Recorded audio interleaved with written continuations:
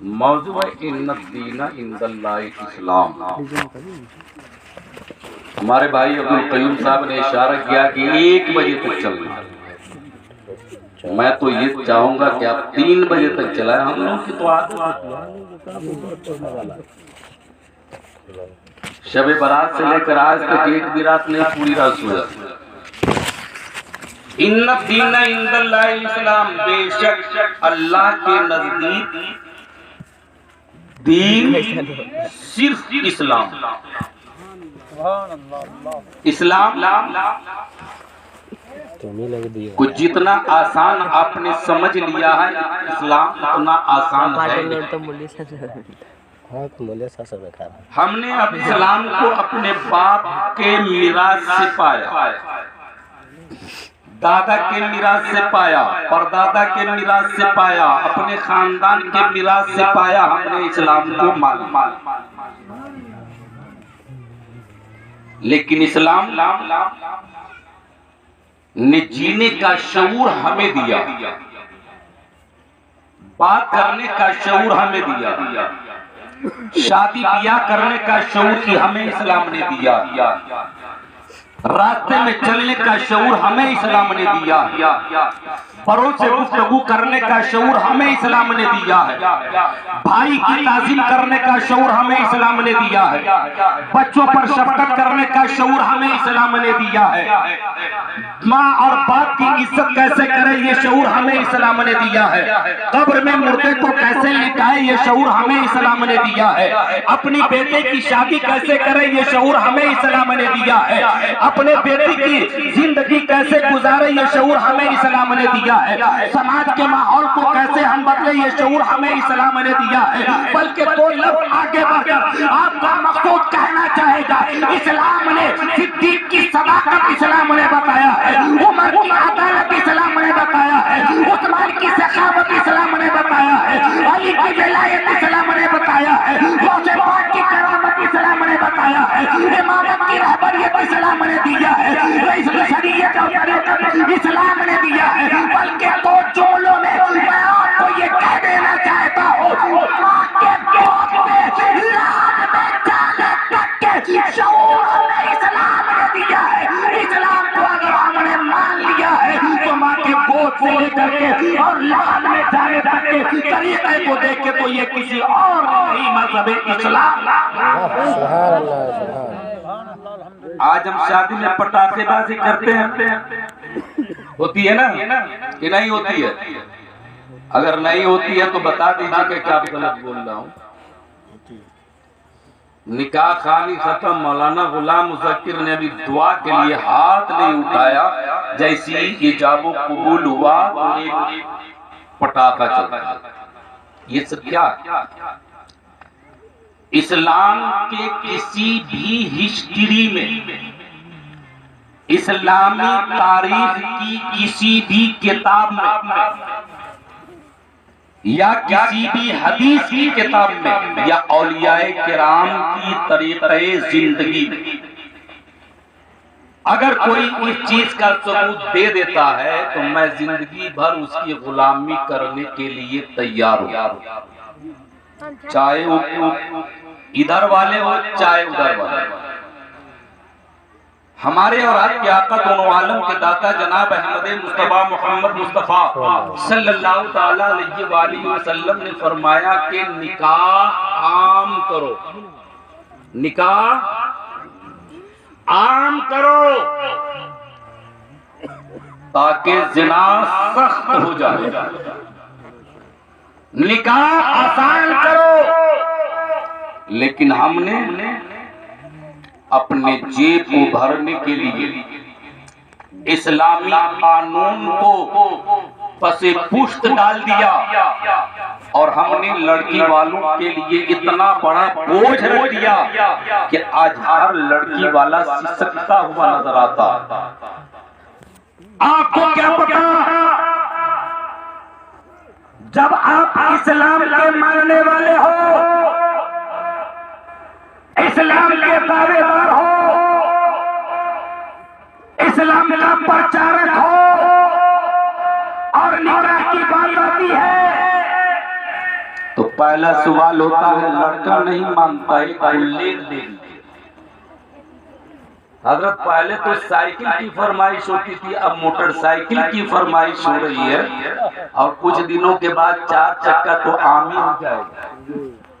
बुलबुले बंगाल अपनी तकरीर में कहा करते थे, अरे जगह नहीं है इसलिए जहेज मांग रहा है, और जब जगह हो जाएगी तो ये जहाज मांगेगा। हजरत जरा अपने नबी की तारीफ को दोहराओ, अपने असलाफ की तारीफ को दोहराओ।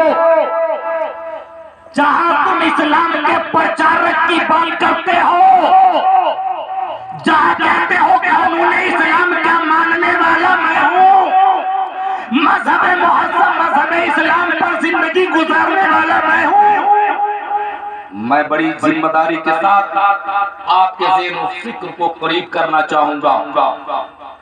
हमारे मुआशरे के नौजवान भी बड़े भोले भाले, चाहे वो मेरे घराने के हो चाहे वो आपके घराने का।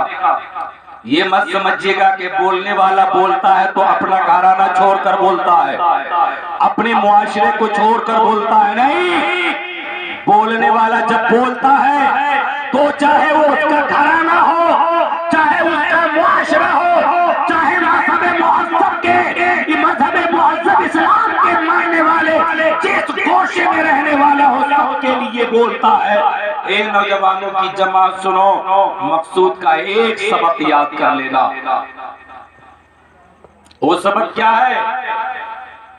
जैसे ही तुम्हारे माँ और बाप जहेज के लिए लब खोले, तुम शादी से इनकार कर, और जैसे ही तुम इनकार करोगे, हमारे मुआशरे का निजाम बदलता हुआ नजर आएगा। नौजवान ज़हन को करीब करना, आपके मफाद की बात आपका मकसूद करने लगा है। आपके बाप ने, आपके भाई ने, आपके दादा ने अगर लड़की वाले से 3 लाख रुपया जहेज की फरमाइश किया, देखिए एक चीज सरे फिरी सते ज़हन पे आ गई है। जहेज लेना ये हजरत अली की, जहेज लेना ये हजरत अली की सुन्नत है, और देना आकाए कायनात की सुन्नत। लेकिन कैसी जहेज? जो लड़की वाला खुद हाथ उठा कर दे दे, सुभान अल्लाह के, लड़की वाला हाथ उठा कर दे दे, तो लेने में भी सुन्नत की अदायगी हो जाएगी, देने में भी सुन्नत की अदायगी हो जाएगी, और वही निकाह जमाने के लिए बाबराबर।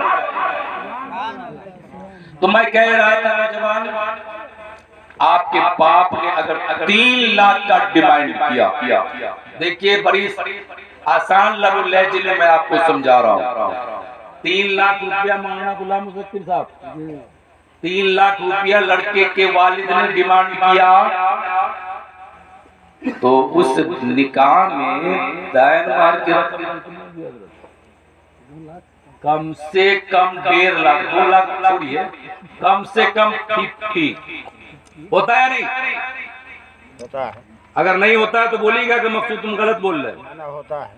जैसे 3 लाख का डिमांड हुआ, तो उस शादी में दायन मार की रकम 1.5 लाख, वो देना किसको पड़ेगा नौजवान? तुम्हारा बाप देगा? नहीं। तुम्हारी माँ देगी? नहीं। तुम्हारा भाई देगा? नहीं। तुम्हारे दादा देंगे? नहीं। देना तुम्हें पड़ेगा, याद रखना। और एक रस्म और है जिसकी इजाजत कहीं से भी इस्लाम नहीं देता। ये इतना कमाने वाला, लुधियाना कमाने वाला, बंबई कमाने वाला, दिल्ली कमाने वाला, अरब कमाने वाला, विदेश में रहने वाला, दुबई में कमाने वाला, अपनी बीवी के साथ मौलाना साहब फकीर बन जाता है। हाथ जोड़ के कहता हूँ, माफ कर दो ना। कितने बड़े भिखारी हो, मजहब इस्लाम ने बीवी को तुम्हारे ताबे किया, बीवी को तुम्हारे ताबे किया है और तुमसे माफी मांगे। तुम कितने बड़े घटिया हो कि मर्दैन की रकम माफ कराने के लिए बीवी के सामने झुके हो। अच्छा चलिए माफ करवा लीजिएगा, मान लीजिए 1.5 लाख आपके ऊपर कर्ज लग गया। आप सुनिए मसाइल, बहुत बड़ी लंबी जमात है उलमाए किराम की। मसले के रूह से लड़की जब तक दायर महर की रकम न ले ले, अपने आप को शौहर के हवाले न करे, ये उसका हक।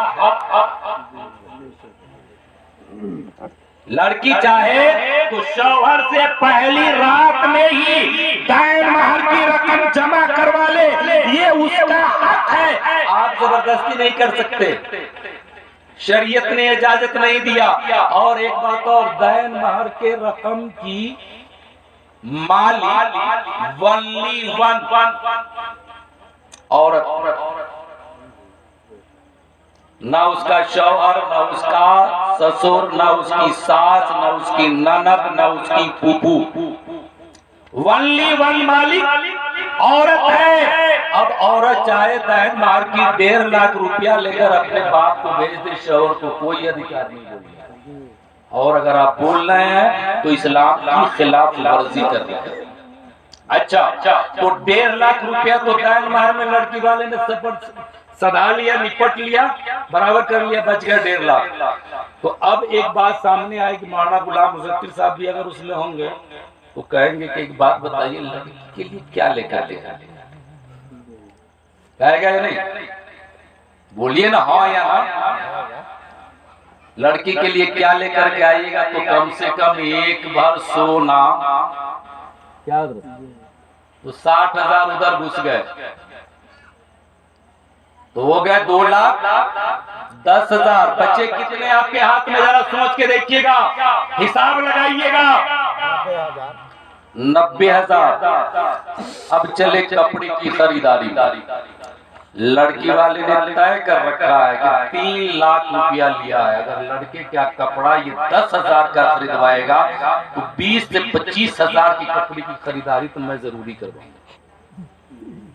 15,000 ये प्लस लेकर चल रहा है।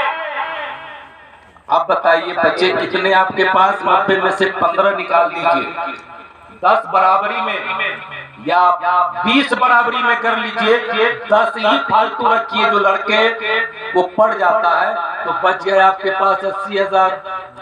80,000 में अब गांव के समाज लोग कहेंगे कि 3 लाख रुपया लिया है तो दाल भात खिलाएगा, कहता है नहीं? 3 लाख रुपया लिया है तो दाल चावल खिलाएगा। तो चलिए कम से कम 2 को अगर लेना पड़ा तो आप उसका हिसाब लगा लीजिए। मैं उधर नहीं जाऊंगा, खुले लफ्ज में नहीं कहूंगा। अगर 4-5 खस्सी आपने लिया तो उसका हिसाब लगा लीजिए। अच्छा अब समाज के लोग कहते 3 लाख रुपया लिया है, बारात जाएंगे साइकिल से या मोटरसाइकिल से, तो गाड़ी चाहिए 10 की गाड़ी किया, अगर 5,000 का तो 10 × 5 = 50। हिसाब लगा करके बताना। इसलिए मकसूद आपको दावत देता है कि इस्लाम के दायरे में आओ, लड़की वाले के मर्जी पर छोड़ दो। न तुम्हारे पास समाज का पकड़ होगा, न शरीयत की पकड़ होगी, न मैदान माशर में इस्लाम का पकड़ होगा, न डीजे का सवाल होगा। और एक चीज तो मैं भूल ही गया, मेरे जहन से निकल ही गई। अगर लेन देन वाली शादी है तो हाफिज गुलाम अहमद रजा अगर निकाह पढ़ाएंगे तो कहेंगे 10,000। लेन देन किए हो ना, 2 के कहेंगे तो 10,000 ये भी निकाल दिया। तो मेरे मिल्लत के नौजवानों, मैं ये कहना चाहता हूँ, आपने ले करके देखा होगा, आज तक कोई तारीख बता दे कि जहेज में लेने वाली रकम से किसी ने तरक्की करनी। चूंकि मजहब इस्लाम ने कहा कि जहेज का मुतालबा शरीयत इस्लाम में हराम है, और जो हराम शय होती है उसमें बरकत नहीं होती, हराम शय बेबरकत होती है। इसलिए हराम शय को हासिल तो करोगे लेकिन बरकत नहीं पाएगी। नौजवानों एक मिजाज बना, आज जो गरीब है उसके दिल से पूछो, अगर उनके घर में लड़कियां तो उसकी नींद कैसे खराब होती है, रात रात भर कैसे मियां और बीवी सिसकते हैं, तड़पते। आशाम का एक वाक़या सत्य ज़हन पे आ रहा है, बता दूं, उसके बाद मैं अपनी गुफ्तगू को इख्तिताम की तरफ लेकर चलूंगा। आशाम में एक गरीब इंसान, आप अपने मोहल्ले की बात ले लीजिए, अपने मोहल्ले का जायजा ले लीजिए। बहुत सारे गरीब हैं जिनके पास खाने के लिए 2 वक्त की रोटी नहीं, लेकिन पेटियों का अंबार लगा। मेरे मिल्लत के नौजवानों, मजहब इस्लाम ने तो वो सबक दिया है कि अगर समाज के एक फर्द को दर्द हो तो उस दर्द को समाज का दूसरा फर्द भी महसूस करे। ये सबक इस्लाम ने दिया। आशाम में एक गरीब इंसान है जिसके पास 4 लड़की, 2 लड़कियों ने जवानी की दहलीज पे कदम डाल दिया, और जैसी ही लड़की जवानी की दहलीज पे कदम डालती है तो माँ और बाप के आंखों से नींद गायब हो जाते हैं। रातों दिन इस फिराक में लगा रहता है कोई मुनासिब रिश्ता मिले कि मैं इसके हाथ को पीला करके अपनी सुबुकदोशी हासिल कर सकूं। उसी फिराक में माँ और बाप है। एक जगह पहुंचा, जहेज की फरमाइश हुई, घर पे आकर दोनों मियां बीवी ने मशवरा किया, अगर मैं घर को भी बेचता हूँ तो रकम की पूर्ति नहीं हो पा रही है। दूसरी जगह देखा, वही जहेज की फरमाइश है। तीसरी जगह देखा, वही जहेज की फरमाइश है। चौथी जगह देखा, वही जहेज की फरमाइश है। 5वीं जगह देखा, वही जहेज की फरमाइश है। मियां और बीवी रात की तारीकी में, रात के सन्नाटे में, रात की तन्हाई में, जब सारी दुनिया आराम के नींद में सो रही है, आराम के नींद में सोकर खर्राटे ले रही थी, ये मियां और बीवी सिसकियों भरे अंदाज में गुफ्तगू कर रहे थे। करूं तो क्या करूं, बड़ी लड़की की आंख खोली, देखूं मेरे माँ और बाप की गुफ्तगू क्या हो रही है। तरीके से अपने कान को करीब लगाया है तो सुनती है कि माँ और बाप यही गुफ्तगू कर रहे हैं। जमीन बेचने के बाद भी, घर बेचने के बाद भी जहेज की रकम पूरी नहीं होती है। उस लड़की ने दूसरे कमरे में कदम डाला, अपनी बहन को जगाया, क्योंकि वो भी जवानी की दहलीज पे कदम डाल चुकी थी। उसकी कलाई को पकड़ के झिझोरा, और झिझोरने के बाद कहा, ए मेरी शकीक बहन सुनो, ए मेरी बहन जरा उठो, अरे कब तक अपने माँ और बाप के लिए मुसीबत की केतली बनी रहोगी। उठो और अपने आप को मौत के हवाले कर दो। जब हम और आप मौत के हवाले हो जाएंगे तो हमारे माँ और बाप चैन की नींद नहीं सो सकेंगे। आज भी सवारी के औरात पर ये बाप बिखरे पड़े हैं। पलटो और पढ़ो तारीख को।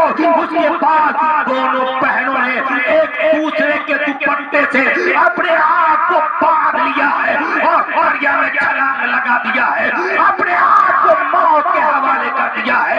ये मेरे मिल्लत के नौजवानों, बस तो तुमसे पूछना चाहता है, जब तक समाज की बेटियों को मारते रहोगे, जब तक समाज की बेटियों को फांसी के फंदे से लटकने के लिए मजबूर करते रहोगे, जब तक समाज की बेटियों को दम तोड़ने पर मजबूर करते रहोगे, मेरे मिल्लत के नौजवानों, उठो, इस्लाम का अलम लेकर उठो, उठो, फारूक आज़म की अदालत लेकर उठो, उठो, उस्मान गनी की सखावत लेकर उठो, उठो, मौला अली की शुजाअत लेकर उठो और ऐलान करो कि हम जहेज लेंगे ना अपने समाज में लेने की किसी को इजाजत।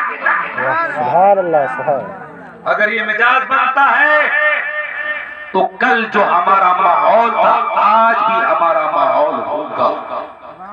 कल के माहौल को देखिए, कितने प्यार भरे अंदाज में लोग अपनी जिंदगी को गुजारते थे। लेकिन आज हमारे अंदर वो चीज नहीं है। मैं 12 क्या करता हूँ, तो मैं आपको शहादत दिलवाता। कई प्रोग्राम में, रात भी मैंने इस प्रोग्राम में कहा था। आज हमारे मुआशरे में क्या चल रहा है, मौलाना गुलाम मुज़फ़्फ़र साहब, जितने लोग अपने घर के दुख से दुखी नहीं है, उससे ज्यादा पड़ोस वाले के सुख से दुखी। बुखारी शरीफ की हदीस बता दो, बात सत्य ज़हन पे आ गई है। बुखारी शरीफ की हदीस से पाक है कि देहात के लोग शहर के लोगों के बनिस्बत ज्यादा जहन्नम में जाएंगे। नोट कीजिए, देहात के लोग, हम लोग भी देहात में रहने वाले, देहात के लोग शहर के लोगों के बनिस्बत ज्यादा जहन्नम में जाएंगे। उसकी वजह भी बताया गया। वजह ये कि शहर के लोग, ये हमारे नजाबुल है या अब्दुल कादिर है या और भी बहुत सारे लोग हैं या रहमत बाबू हैं जो बाहर रहते हैं शहर की दुनिया में, उन लोगों ने देखा होगा शहर वाले को ये मतलब नहीं होता कि हमारे पड़ोस वाले के घर में क्या बना है, हमारे पड़ोस वाले ने रोजी कहाँ से हासिल की है, हमारे पड़ोस वाले ने दिन भर क्या काम किया है। उसको इससे बहस नहीं होती, अपने घर से बहस होती, अपनी रोजी से बहस होती, अपनी कमाई से बहस होती, दूसरे से मतलब नहीं होता।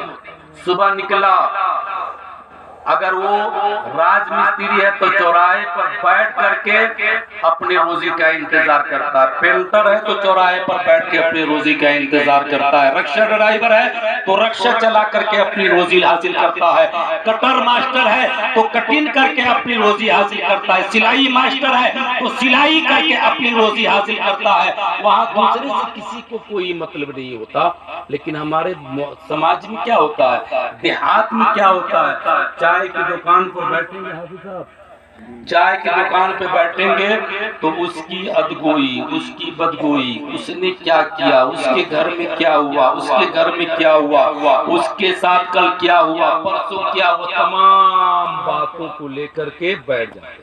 बैठते हैं, नहीं गलत कह रहा हूँ।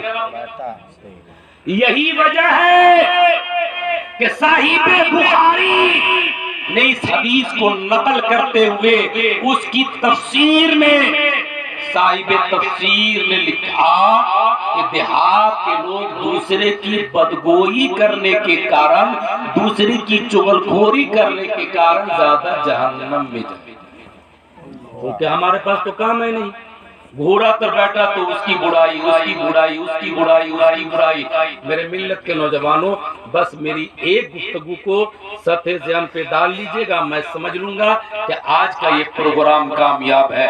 आप अगर घोड़े के पास बैठे हो तो दीन इस्लाम की बात करो, चाहे दुकान पे बैठे हो दीन इस्लाम की बात करो।